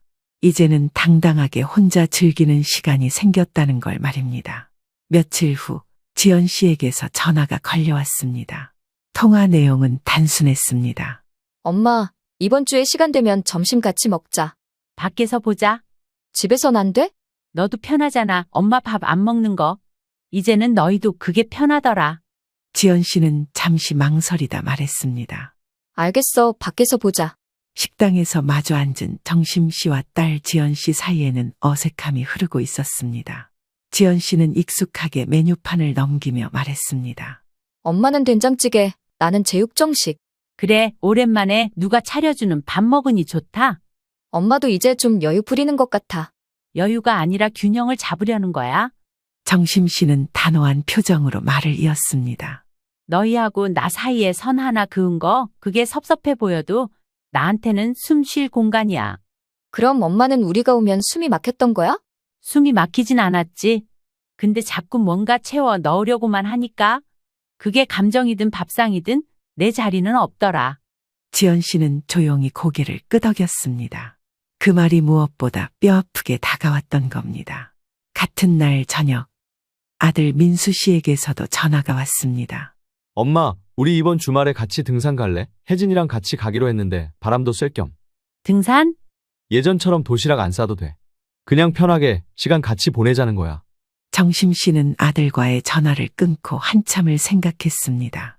예전 같았으면 김밥 싸고 삶은 계란 챙기고 물병에 이온 음료까지 정성껏 준비했을 테지만 이번엔 아무것도 준비하지 않아도 된다는 그 말 한마디가 마음을 움직였습니다. 그리고 토요일 아침 정심 씨는 운동화 끈을 고쳐매며 조용히 말했습니다. 그래, 나도 누가 챙겨주는 등산 한번 해보자. 산길을 오르며 며느리 혜진 씨가 먼저 입을 열었습니다. 어머님, 오늘 진짜 기분 좋아 보여요. 응, 아무것도 안 해도 되는 날은 드물잖니? 우리도 조금씩 바뀌어야지. 엄마 혼자 애쓰게 한 거, 그게 당연한 게 아니었더라고. 그래, 그렇게 조금씩만 바뀌면 돼. 산 정상에 오르자 시원한 바람이 얼굴을 스쳤습니다. 정심 씨는 눈을 감고 그 바람을 온몸으로 느꼈습니다. 그 순간 마음속 깊이 묵혀있던 감정이 조금씩 풀리는 듯 했습니다. 며칠 뒤 정심 씨는 평소처럼 동네 도서관에 들렀습니다. 요즘엔 매일 아침 일찍 도서관에 나가고 커피 한 잔 마시고 시장 구경도 가곤 했습니다. 자식들에게 집중됐던 시선이 이제는 나라는 사람에게 돌아온 겁니다. 처음에는 이런 생활 습관들이 어색했지만 지금은 정심 씨에게 휴식을 주는 소중한 시간이자 공간이 되었습니다. 정심 씨는 도서관 유리창 너머로 햇살이 비추는 걸 보며 생각했습니다. 그동안 나는 자식들에게 좋은 엄마였지만 좋은 나로 살아본 적은 별로 없었구나. 정심 씨는 엄마라는 이름하에 인생 대부분을 포기하고 있었다는 걸 뼈저리게 느꼈습니다. 그런데 이러한 변화는 정심 씨뿐만 아니라 자식에게도 나타나고 있었습니다. 며칠 후 딸 지연 씨에게서 짧은 메시지가 도착했습니다. 엄마, 나도 엄마처럼 살고 싶어졌어. 누구 딸 말고, 누구 엄마 말고 그냥 나로. 정심 씨는 딸 지연 씨의 문자에 답장을 보냈습니다. 지금부터 해. 엄마도 이제 시작했거든. 무슨 일이 있었는지는 모르겠지만 정심 씨는 자신의 변화가 가져오지 않았을까 하는 예상을 했습니다. 그날 밤 기철 씨와 마주 앉은 정심 씨는 오랜만에 달달한 쌍화차를 끓였습니다. 당신 요즘 얼굴이 환해졌어. 그래, 자식들 밥 안 차리니까 살겠더라. 기철 씨와 정심 씨는 동시에 웃음을 터뜨렸습니다. 나한텐 이제 그게 명절이고 그게 효도야. 물론 한 번에 자식들이 바뀌는 건 아닙니다. 그동안 몸에 배어있던 행동들은 불쑥불쑥 올라왔습니다. 자식들은 아직도 매번 다정하지는 않았기에 문득문득 또다시 무심하게 굴 때도 있었고 눈에 띄지 않는 서운함을 남기기도 했습니다. 하지만 이제 정심 씨는 조금씩 마음의 여유를 찾아가고 있었습니다. 기대하지 않고 거리 두고 그 안에서 온전한 나로 살아가는 법을 배웠기 때문입니다. 그리고 그 익숙했던 희생에서 한 발 물러나니 비로소 자식들의 작은 진심이 보이기 시작했습니다. 창밖의 햇살이 유난히 포근하던 어느 아침, 정심 씨는 오랜만에 거울 앞에 앉았습니다. 화장을 하려던 건 아니었지만 그냥 오랜만에 내 얼굴이 어떤지 보고 싶었습니다. 주름은 깊어졌고 눈가엔 살짝 처짐도 보이고. 하지만 이상하게도 그 얼굴이 낯설지 않았습니다. 예전처럼 피곤한 엄마의 얼굴이 아니었고 무언가를 해줘야만 했던 책임의 얼굴도 아니었습니다. 그저 나라는 사람 그대로의 모습이었습니다. 그동안은 바쁘다는 이유로 거울 한번 제대로 보지 않았습니다. 정심 씨는 이제야 세월이 흐른 얼굴을 마주하니 가슴속에서 뭔가 이상한 감정이 올라오는 걸 느꼈습니다. 그날 정심 씨는 동네 문화센터에 갔습니다. 그곳에서는 중년 여성들을 위한 수채화 수업이 한창이었습니다. 살면서 문화센터라는 걸 모르고 살았던 정심 씨는 며칠 전 동네 친구의 권유로 수업을 등록했습니다. 정심 씨는 며칠 전 처음 갔을 때 쭈뼛쭈뼛 붓을 잡았지만 내 마음을 그리는 그 순간이 행복해져서 수업 날을 기다리게 되었습니다. 그날 수업 주제는 내가 가장 좋아하는 시간. 정심 씨는 하얀 도화지에 따뜻한 햇살이 드는 창가와 찻잔 하나 그리고 책 한 권을 조심스럽게 그려 넣었습니다. 강사님은 정심 씨의 그림을 보시더니 선생님 그림이 참 평화로워요. 어떤 장면이에요? 하고 물었습니다. 강사님의 말에 정심 씨는 웃으며 대답했습니다. 아무것도 안 해도 되는 날 아침 그냥 햇살 따라 커피 마시는 순간이요. 그 대답을 하는 순간 정심은 깨달았습니다. 그림 속 주인공이 처음으로 자식도 남편도 아닌 바로 자신이었다는 걸 말입니다. 그만큼 삶의 여유가 필요했고 좋아하는 걸 찾고 싶었던 사람이 바로 정심 씨였습니다.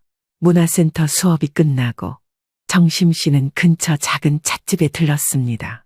예전 같았으면 뭐라도 사가야지 생각했겠지만 지금은 온전히 정심 씨를 위한 시간이었습니다. 창가에 앉아 따뜻한 유자차를 마시며 정심 씨는 핸드폰을 꺼내 사진첩을 넘겼습니다. 그 안엔 손주 사진, 가족 사진, 자식들 생일 케이크 사진이 한가득이었지만 막상 정심 씨 본인의 사진은 거의 없었습니다. 그걸 보며 정심 씨는 작게 중얼거렸습니다. 내가 나를 제일 안 챙겼구나. 그리고 그날 정심 씨는 처음으로 셀카를 찍었습니다. 화장도 안 하고 머리도 질끈 묶은 채였지만 그 사진 속에 정심 씨는 편안하고 온전한 자기 자신의 얼굴이었습니다. 며칠 후 아들 민수 씨에게서 전화가 왔습니다. 엄마, 이번에 회사에서 휴가 받아서 가족 여행 가려고 해. 엄마도 같이 갈래. 어디로? 제주도 아버지도 모시고 지연이네도 다 같이. 애들도 좋아할 거야.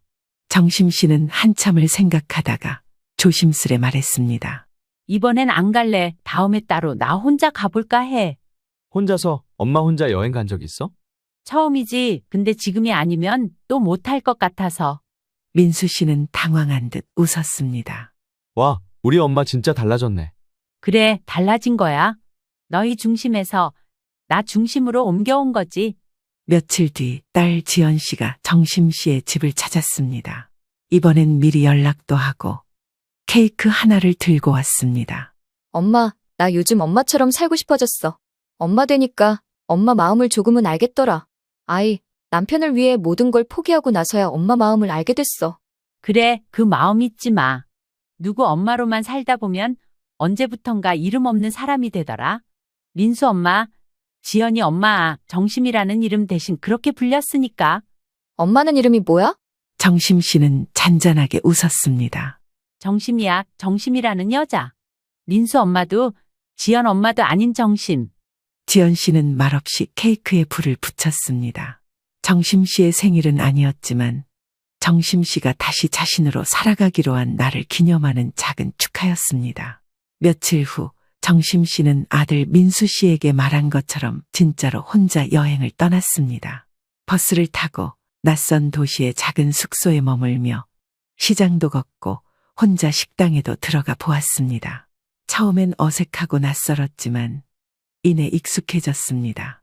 무엇보다 누구에게도 맞춰주지 않아도 되는 시간이 정심 씨를 가장 가볍게 만들어 주었습니다.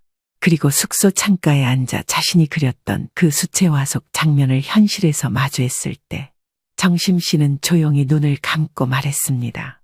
이게 나로 사는 기분이구나? 처음 느껴보는 후련함은 가슴속이 시원하게 만들어 주었습니다. 그날 밤 자식들에게 단체 메시지를 보냈습니다. 엄마는 잘 지내고 있어. 지금은 누구 아내도 누구 엄마도 아닌 그냥 정심이야. 이 삶이 꽤 괜찮네. 아들 민수 씨와 딸 지연 씨는 모두 짧은 대답을 남겼습니다. 엄마, 멋져요.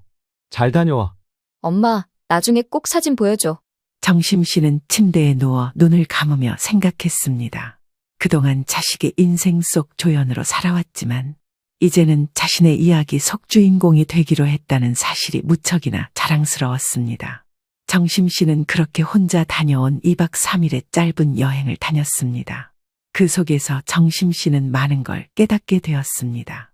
거창한 관광지도 특별한 계획도 없었지만 매일 정해진 시간에 일어나 산책을 하고 한 끼 한 끼를 오롯이 자신만을 위해 준비하며 보냈던 시간.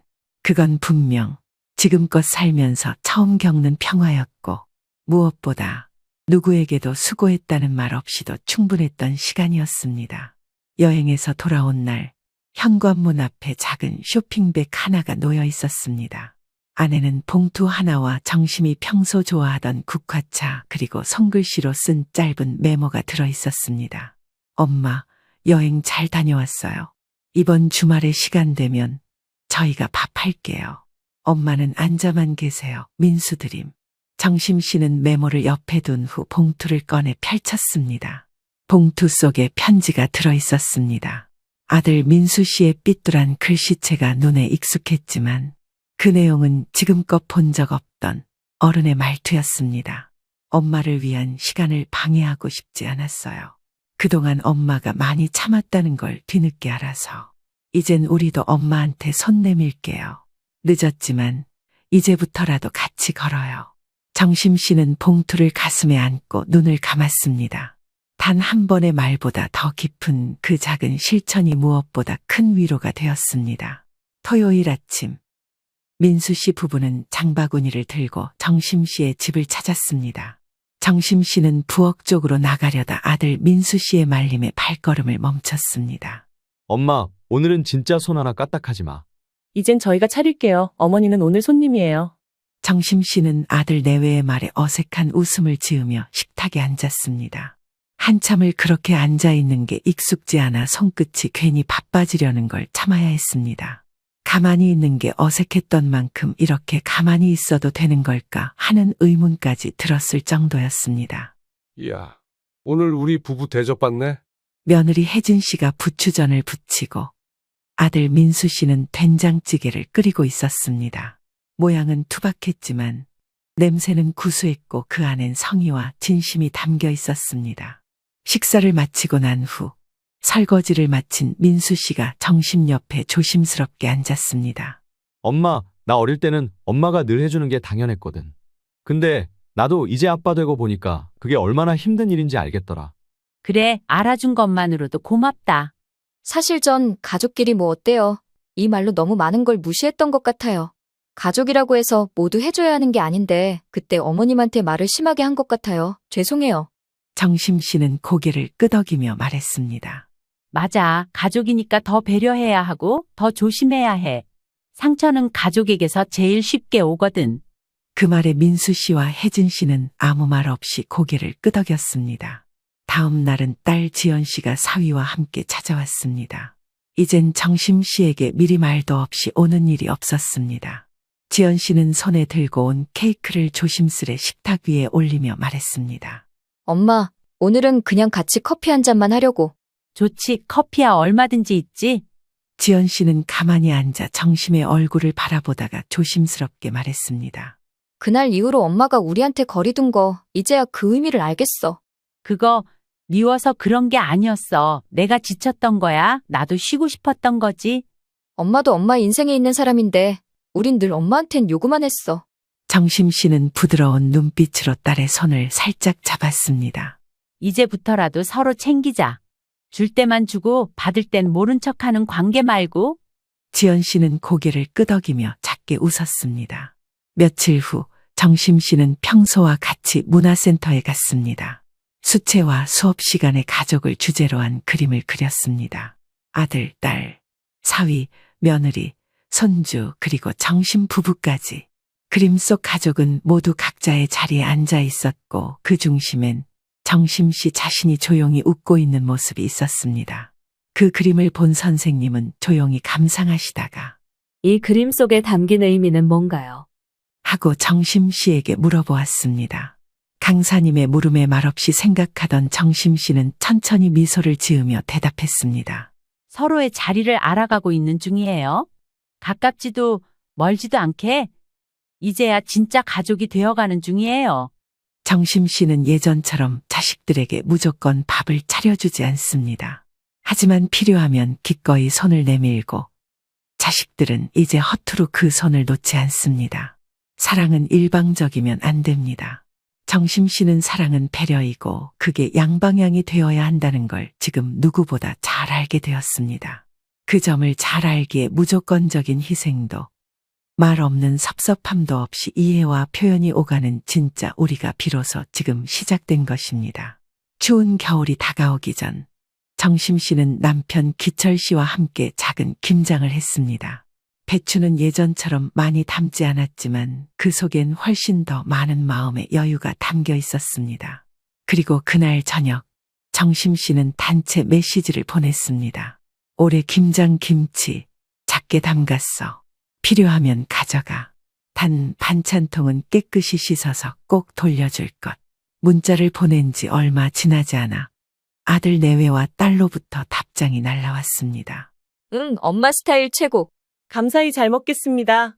어머님, 반찬통은 각 잡고 돌려드릴게요. 이제 진짜 우리 엄마 같네. 아닌가? 이제 진짜 정심이 누님. 정심 씨는 웃으며 핸드폰을 내려놨습니다. 가슴 속이 점점 따뜻해지는 기분이 들었습니다. 그리고 생각했습니다. 그래, 이렇게 천천히 다시 만나면 되는 거야. 서로를 알아가고 조율하면서 이제야 비로소 새로운 우리 가족이 되어가는 중이니까. 겨울의 문턱을 넘은 어느 맑은 아침, 정심 씨는 거실 유리창을 활짝 열었습니다. 차가운 공기가 스며들었지만 그 안에 묘한 해방감이 함께 느껴졌습니다. 전에는 늘 자식들 올 날에 맞춰 커튼을 빨고 장을 보고 반찬을 준비하던 시기였습니다. 하지만 이제 정심 씨는 다른 일정을 준비하고 있었습니다. 정심 씨 바로 자신만을 위한 강릉 1박 2일 기차 여행이었습니다. 기차표는 직접 예매했고 숙소도 혼자 조용히 묵을 수 있는 작은 민박집으로 정했습니다. 누구 허락도 받지 않고 누구의 기대도 맞춰주지 않는 그 여행은 정심 씨의 인생에 있어 가장 자유로운 결심이었습니다. 출발 당일 아침, 남편 기철 씨는 정심 씨의 짐을 챙겨주었습니다. 정심 씨는 그 모습을 보며 고마운 미소를 지었습니다. 자식들 챙기던 손이 이제 내 짐을 챙기네. 이제 당신이 제일 먼저 챙겨야 할 사람이 당신 자신이라는 걸 나도 이젠 잘 알지. 참 오래 걸렸지. 그동안 나보다 가족이 먼저였는데 이제는 내가 먼저야. 정심 씨는 도톰한 외투를 여미고 기차역으로 향했습니다. 그 모습은 더 이상 누군가의 엄마, 아내가 아니라 정심이라는 한 사람의 여행자였습니다. 강릉 바다를 마주하고 혼자 앉아있는 시간, 파도 소리를 들으며 마신 따뜻한 커피 한 모금에 정심 씨는 스스로에게 말했습니다. 고생 많았어, 진심으로. 마음속에서 오래 웅크리고 있던 외로움, 억울함, 서운함이 파도처럼 밀려왔다가 이내 스르르 빠져나가는 느낌이었습니다. 지금껏 수없이 받지 못했던 수고했어요. 그 말을 정심 씨는 처음으로 스스로에게 해줬던 것입니다. 하루를 보낸 후 서울로 돌아오는 기차 안, 정심 씨의 핸드폰에 메시지 알림이 떴습니다. 가족 단톡방. 엄마, 잘 도착했어? 사진 좀 풀어줘. 아빠랑 둘이 있으면 심심할 텐데 다음엔 우리랑 같이 가. 어머님의 자유여행 다음엔 저희가 가이드 할게요. 정심 씨는 피식 웃으며 손가락을 움직였습니다. 다음엔 엄마가 가이드 해줄게. 근데 한 가지 조건 있어. 누구도 엄마니까 라는 말은 안 하기. 나는 이제 정심이니까. 메시지를 보내자 곧 답장이 도착했습니다. 네, 정심님, 앞으로는 그 이름 지켜줄게. 몇 주 후 민수 부부가 조심스럽게 정심을 찾아왔습니다. 엄마, 우리 진짜 바뀌려고 노력 중이야. 요즘은 서로 생일도 챙기고 반찬도 나눠 먹고 엄마 말대로 예의도 챙기려고 해. 사실 그게 가족이니까 더 필요하다는 걸 알았어. 정심 씨는 조용히 웃었습니다. 그래, 나도 예전처럼 미워하지 않으고 해. 근데 예전처럼은 안 할 거야. 이젠 나부터 지키는 게 먼저니까. 아들 민수와 며느리 혜진 씨는 정심 씨의 말에 고개를 끄덕였습니다. 그 한마디에 가족이라는 이름 아래 편하게 대했던 엄마가 예전의 엄마가 아니라 스스로를 아끼는 정심이라는 사람이 되었음을 알아챘습니다. 며칠 뒤 딸 지연 씨에게서 전화를 받았습니다. 엄마, 나도 문화센터 등록했어. 수채화는 아니고 요가 나 자신을 위해 뭔가 해보고 싶더라. 그래, 잘했다. 네가 행복해야 네 가족도 행복한 거야. 그건 절대 바뀌지 않는 공식이야. 정심 씨는 지연 씨가 하는 대견한 말을 듣고 참 흐뭇했습니다. 자신의 변화가 자식들에게도 좋은 영향을 주고 있다는 것을 작지만 확실하게 확인한 순간 내가 과연 잘하고 있는 걸까? 그 알 수 없는 불안에서 해방되는 기분이 들었습니다. 그리고 어느 일요일 정심 씨는 스스로 케이크를 하나 만들었습니다. 초는 하나, 숫자도 없이 그냥 흰색 초 하나만 꽂았습니다. 케이크를 본 남편 기철 씨가 물었습니다. 오늘 누구 생일이야? 나, 정심이라는 사람이 태어난 날로 다시 정한 거야. 기철 씨는 정심 씨의 말에 빙긋 웃었습니다. 생일 축하해, 정심 씨. 고마워요, 기철 씨. 두 사람은 한 사람의 아내, 한 사람의 남편이 아닌 정심 씨와 기철 씨로 서로 마주하며 환하게 웃었습니다. 그날 저녁 가족 단톡방에 정심 씨는 사진 하나를 올렸습니다. 케이크에 불이 켜진 채 조용한 것을 한 켠에서 찍은 사진이었습니다. 그 밑에 짧게 적었습니다. 가족보다 먼저 나답게 살기로 한 지 오늘로 100일. 축하는 내가 나한테 제일 먼저 해줬어요. 곧 이어지는 자식들의 답장. 답장을 본 정심 씨는 가슴 한켠이 따뜻해지는 기분이 들었습니다. 엄마, 멋있어. 나도 나답게 살기 1일차 시작할게. 정심님 100일 축하드립니다. 자식도 배우는 중입니다요. 어머님 아니고 정심 선생님, 우리의 롤모델이에요. 누군가가 나를 지지해준다는 게 얼마나 따스한지 모를 겁니다. 정심 씨는 한참 동안 자식들이 보낸 답을 보다가 하늘을 바라보며 조용히 말했습니다. 그래, 나도 누군가에겐 엄마지만 그 전에 하나의 사람으로 살아야지. 내 이름으로, 내 방식으로 가족보다 먼저 나답게. 그렇게 정심 씨는 자신의 인생 2막을 조용하지만 단단하게 그리고 가장 정심답게 열고 있었습니다.